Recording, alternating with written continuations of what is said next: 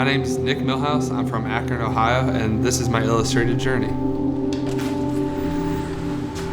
Hi! How are you? Pretty good. How are you? It's nice to meet you. Nice to meet you too. Finally, through all of our scheduling and stuff. So. I am originally from Indiana. Was born and raised in Fort Wayne, Indiana. I went to Indiana University. That's where I met my wife. I was a finance investment management for about 4 years. Once I graduated college in 2015, I kind of realized that wasn't for me, so I decided to go a different path and switched it up. I'm, just started my teaching career here.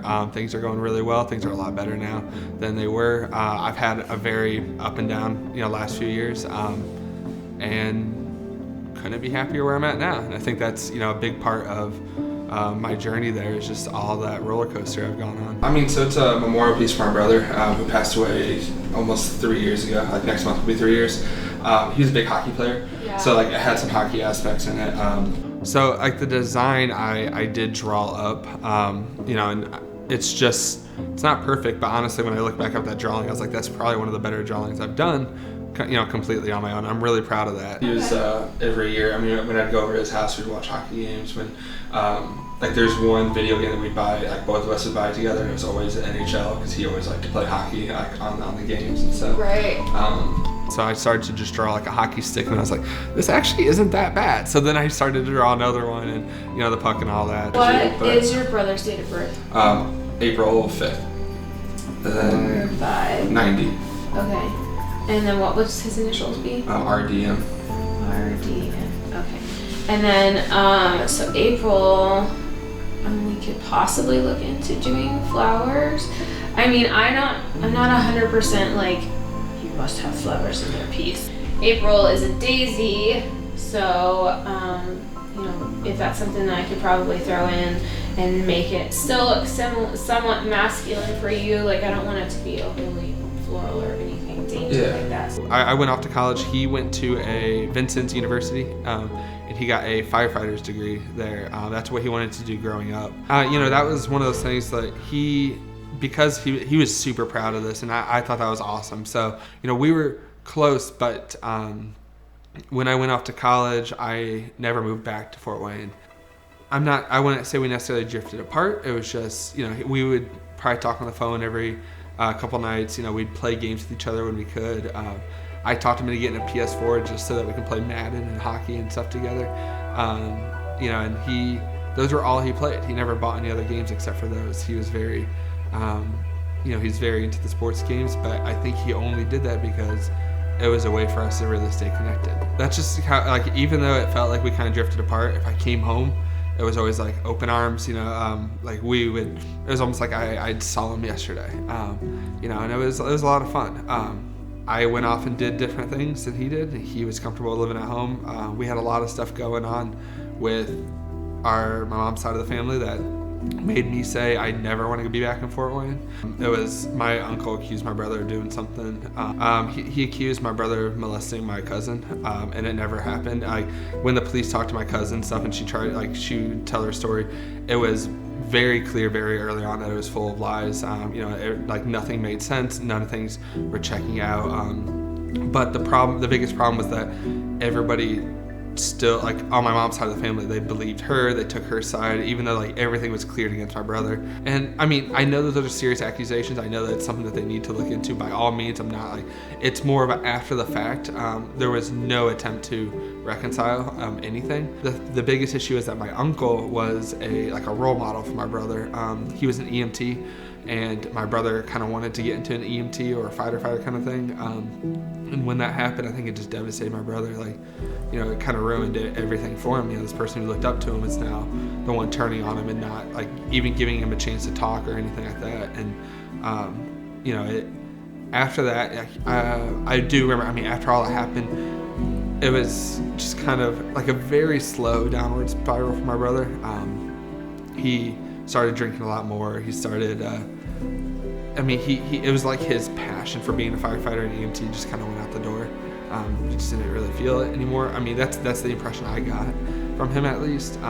He did volunteer firefighter, but he never made any movements to be an actual paid firefighter or anything like that. and he would just kind of jump from one like factory job to another factory job. So when I first read and like was trying to understand what was happening, I thought it might have been like a suicide situation. Yeah, no, They're always so tough to navigate. Yeah. Not that your situation wasn't hard to navigate.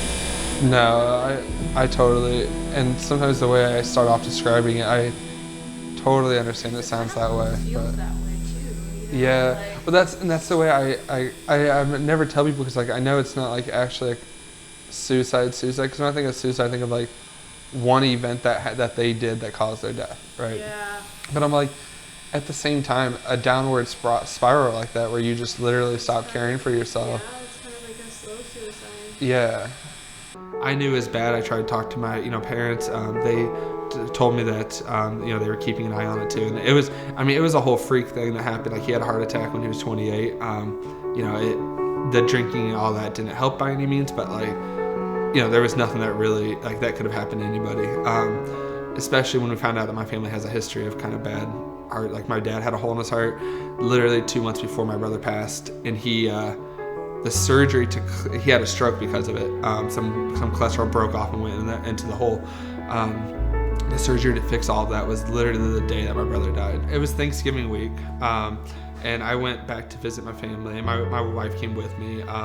And my younger brother and I were playing Rocket League in the basement, and my mom was just like, hey, you guys should go see if Ryan wants to come over and, hang out, play games and stuff together. And it's like 11 o'clock, and I was like, that's kind of odd that she's asking this, like, this late. But we get there, and the lights weren't on, but I could tell the TV was on. You could see it from the window.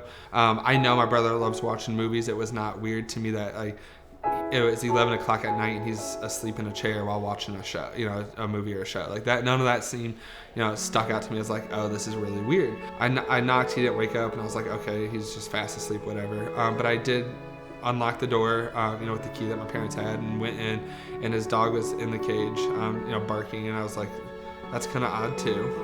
And so I went up and I was just like, hey Ryan, you want to do you want to come over? Like, trying to wake him up. And as soon as I touched him, it was cold and clammy. His arm didn't move at all when I tried to push, and I was just like, oh, this is bad. And so I immediately left. Right as I was turning around to leave, I saw my younger brother come to the door, and he saw my brother laying there, and I was like, Adam, get out. I was like, call 911 or something. And so he started calling them, and then I took the phone from him and talked to the police and everything, and I was just like, I don't know what happened. My brother, we came over to check, and he's very stiff. He's not moving at all. He feels very clammy, and so they had me try to give him CPR, and until the paramedics arrived. But judging, and I, again, not a doctor or anything, but judging from what I know about rigor mortis and stuff, he had been gone for a little while, and there's. I think that was the part that hurt me the most, is just that he probably had been gone the whole day. Judging by if he was watching a show and he fell asleep, probably was the night before, then. But it kind of hit me how alone he really was there too, a little bit. I just wish I had talked to him more to make sure he was in an okay place before it all happened, because I got the feeling sometimes that he wasn't. But I will say the last time I saw him was at my wedding, and so it's bittersweet, because it's hey, it's my wedding, that was an amazing day, and I'm so glad my brother got to be there, but it's the last day I saw him, so.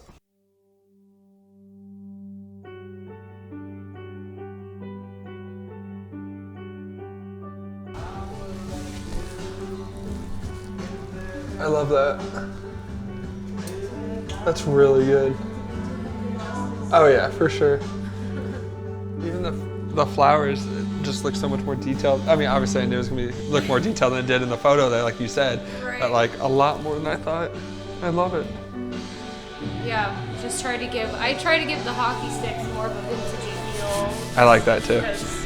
I was looking at reference photos of new ones, and I'm like, oh. They're not. No. And I mean, he used when he played roller hockey and stuff, he used the newer ones, but I'm I'm not gonna put that in a tattoo. They don't look as cool. Right. I love that vintage wooden hockey look to it. Yeah, absolutely. I'm glad that I'm happy with all my tattoos, but like with this one, I really want to show off because it means a lot to me. You know, there's a lot about my brother that a lot about my brother I love. You know, when people ask me about him, like I love talking about him and stuff. And the placement there allows it to be visual so that if people see it and they want to ask questions, you know, they're more than happy to. It's why I got, you know, some of my tattoos I actually did choose to be in particular places so that they're visible, because I think it's a good way to spark up a conversation. And like, I'm not out here to be like, my brother was the best person in the world, like he had his flaws, but like, you know, maybe telling his story could help somebody else, you know, who might be suffering through something similar. Mandy, I'd like to thank you, you know, personally. This means a whole lot to me. I've gone through a lot. Sometimes I feel like I use some of my tattoos as a coping mechanism to get through some stuff, but yours specifically has so much meaning to me. It's very personalized, and I think it's a great way to show, you know, a memory of my brother and to show that kind of competitive relationship that he and I had. And I really couldn't thank you enough for doing this for me. You know, I appreciate all you've done for everybody in this whole, the incredible journey that you've done with people, this whole entire process you've done with people. I think it's amazing. I've watched the videos before mine that you've released. They're just wonderful to hear different people's stories and get it out. And I'm glad that I got to share mine with you and get to share it with other people as well.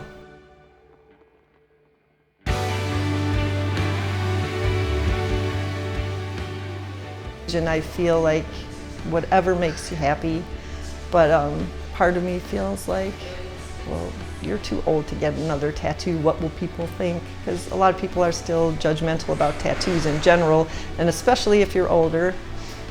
But the other part of me feels like, again, if you're not hurting anyone and something makes you happy, why not do it?